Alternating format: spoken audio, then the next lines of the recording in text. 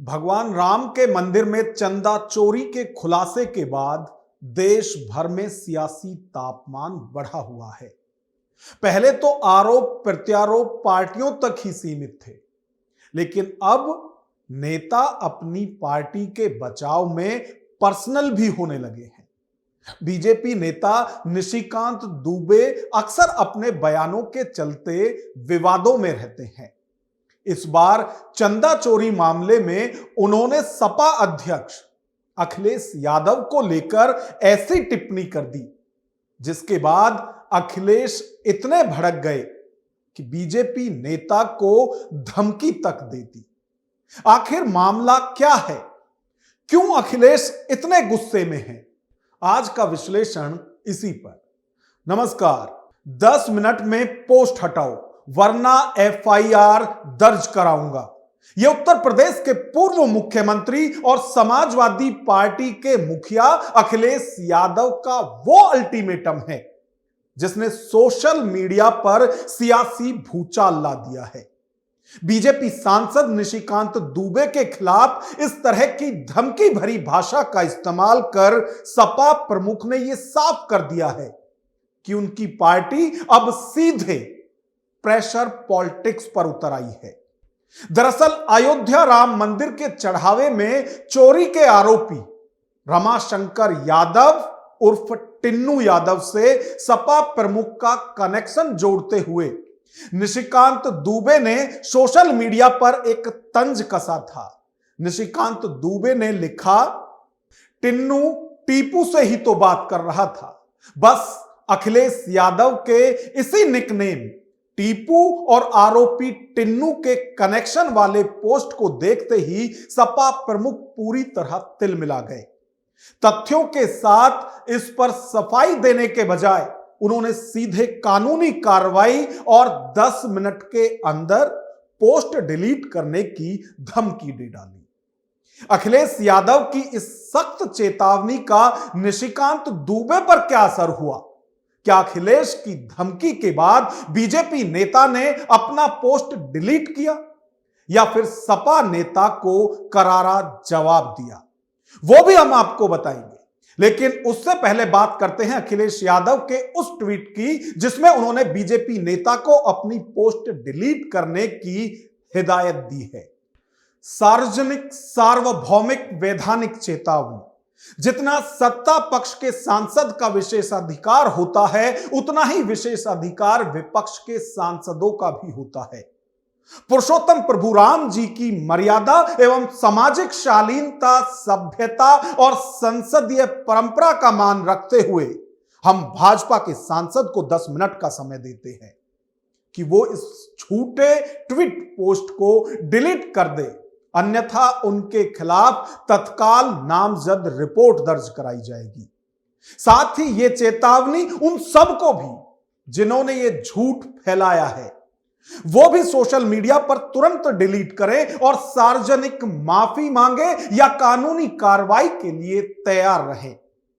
वो याद रखें कि भाजपाई किसी के सगे नहीं हैं। जब सालों साल कोर्ट कचहरी के चक्कर लगाने पड़ेंगे तो कोई संगी साथी भी बचाने नहीं आएगा। जो भगवान के नहीं हुए वो इंसान के क्या होंगे? पीड़ित समाज को कलंकित व अपमानित करने के लिए भाजपाई और उनके संगी साथी ये कुत्सित झूठ प्रचार प्रसारित कर रहे हैं। पीड़ित समाज एकजुट होकर इसका जवाब देगा। चढ़ावा चंदा दान चोरों का गिरोह जनाक्रोश के डर से अब अपने घरों में दुबका बैठा है और षड्यंत्र कर रहा है। अगर मुखबिरों के वंशजों में सत्य का साहस है तो अपने परंपरागत भूमिगत सुरंगी निवास से बाहर आकर अयोध्या वासियों के सामने सरयू का जल हाथ में उठाकर यह बात कहें। संपूर्ण विश्व के राम भक्त संज्ञान लें, दुनिया भर के सनातनी संज्ञान लें, अयोध्या के पूज्य साधु संत संज्ञान ले, माननीय सर्वोच्च न्यायालय संज्ञान ले, माननीय लोकसभा अध्यक्ष संज्ञान ले, उत्तर प्रदेश अयोध्या के नागरिक संज्ञान लें, समस्त पीड़ित समाज संज्ञान लें। ये सब अखिलेश यादव ने अपने ट्वीट में लिखा। यानी चेतावनी सिर्फ बीजेपी नेता निशिकांत दुबे को नहीं थी, चेतावनी उन सब लोगों को थी जिन्होंने अखिलेश पर इस तरह के आरोपों का ज्यादा से ज्यादा प्रचार किया, वो भी बिना सत्य की जांच किए हुए। अब अखिलेश यादव का इशारा मिलते ही उनके कार्यकर्ता सड़कों पर उतर आए। समाजवादी पार्टी के नेताओं ने निशिकांत दुबे के खिलाफ क्या कदम उठाया, वो भी हम आपको बताएंगे। लेकिन पहले बात करते हैं अखिलेश की धमकी का भाजपा नेता पर क्या असर हुआ। अखिलेश यादव के इस तल्खी भरे अल्टीमेटम वाले सोशल मीडिया पोस्ट पर बीजेपी नेता निशिकांत दुबे ने अपनी पोस्ट डिलीट करने के बजाय उकसाने वाला पलटवार किया। भाजपा नेता ने लिखा, जल्दी करिए, इतना परेशान क्यों है? प्रश्न ही तो पूछा है, 1990 में राम भक्त पर गोली किसने चलवाई? मैं अदालत जाऊंगा। यानी निशिकांत दुबे भी पोस्ट डिलीट करने के बजाय अदालत जाने की धमकी दे रहे हैं और अखिलेश यादव बीजेपी नेता पर एफआईआर की धमकी दे रहे हैं। वहीं अखिलेश के सोशल मीडिया पोस्ट पर इशारा मिलते ही सपाई भी एक्टिव हो गए हैं। इटावा में दुबे के ट्वीट पर सपा नेताओं ने भाजपा सांसद निशिकांत दुबे समेत 5 लोगों के खिलाफ एफआईआर दर्ज कराई है। Rai, TR Manesaria, Akhilesh Singh, global Bharat TV, Amit Bhardwaj और डॉक्टर निशिकांत दुबे सांसद भाजपा के खिलाफ ये दिया है। देखिए, इनमें से कुछ लोगों की वीडियो है, तो वो पेन ड्राइव, ये डॉक्टर मानेसरिया ये लिख रहे हैं, राम मंदिर दान चोरी पर बहुत बड़ा खुलासा, टिन्नू यादव अभियुक्त ने पिछले 2.5 साल में अखिलेश यादव से 980 बार कॉल का रिकॉर्ड मिला। तो मैं सरकार से मांग करता हूं कि अगर कॉल का रिकॉर्ड मिला है तो उसे सार्वजनिक किया जाए। अगर सार्वजनिक नहीं कर सकती है सरकार तो इस व्यक्ति को सजा दी जाए। अखिलेश यादव को लेकर सोशल मीडिया पर भ्रामक पोस्ट फैलाने का आरोप लगाते हुए सपा कार्यकर्ताओं ने कार्रवाई नहीं होने पर प्रदेश व्यापी आंदोलन की धमकी दी है।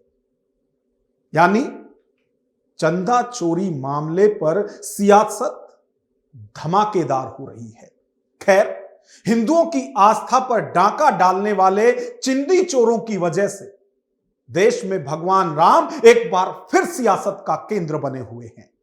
लेकिन इस बार फर्क इतना है कि चंदा चोरी कांड के बाद प्रभु राम में उनकी भी आस्था जाग गई, जो अयोध्या में राम मंदिर का विरोध करते थे।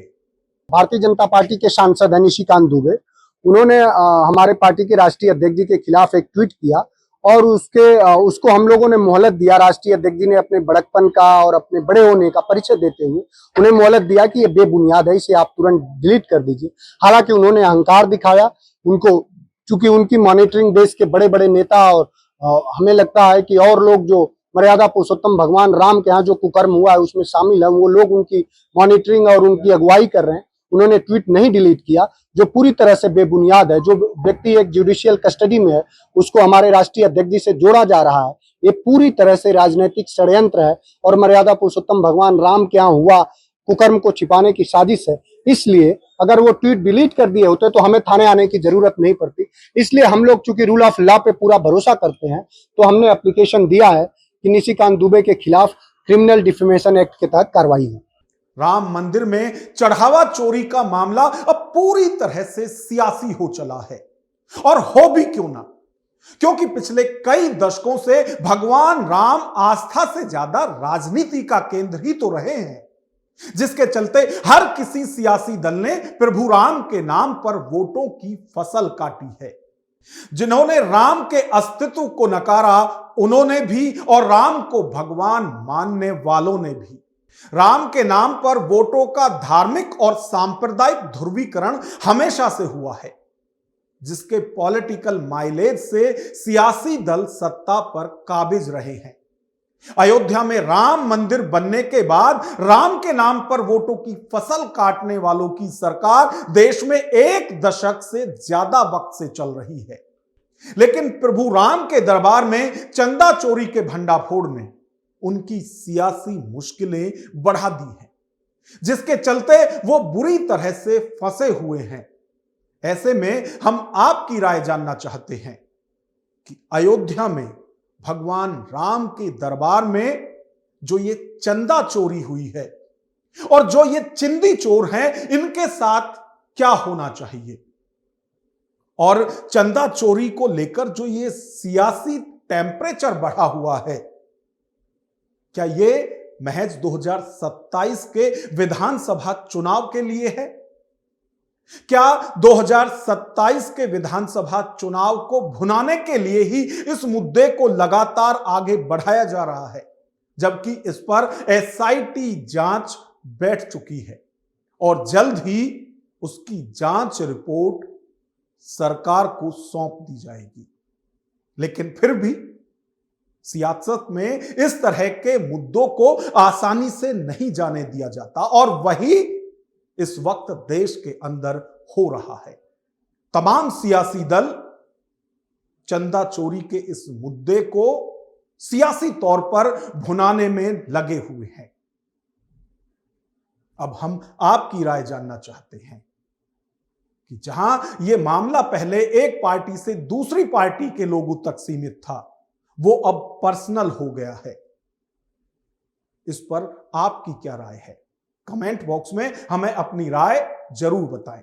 यदि वीडियो पसंद आई हो तो लाइक करें और इसी तरह की वीडियो देखने के लिए हमारे चैनल को सब्सक्राइब करें। नमस्कार।